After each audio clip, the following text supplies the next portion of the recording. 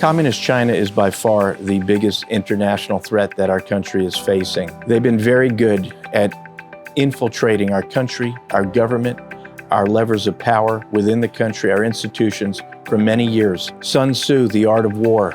Best way to win a war is not to fight a war. And the Communist Chinese have been doing a masterful job of that. They started a war against our country many years ago. And to this day, as we sit here, remarkably, many within our own government, up to the highest levels of government, don't seem to see it. I believe that we need to declare China, Communist China, an enemy of our nation. We have to separate our nation from their nation again. We have to treat them as if they were the Soviet Union, the way we treated the Soviet Union back in the day. We need a whole-of-nation approach. They are doing everything possible to infiltrate, undermine, and ultimately take over this country. It has got to be stopped. As the next U.S. Senator, I will do everything I can to fight this ongoing Communist Chinese takeover in our nation. I'll be very clear about this. I have a number of Chinese American friends whose families escaped from Communist China, escaped from that communism.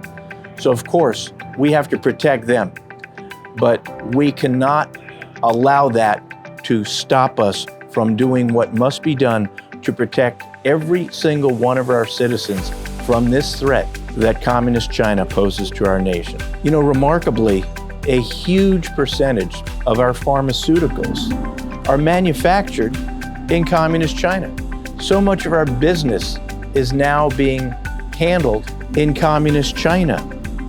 So much of our electrical infrastructure that powers our nation is created and manufactured in Communist China and then shipped over here with all kinds of back doors that are built into those systems to allow the Communist Chinese to spy on every single one of us.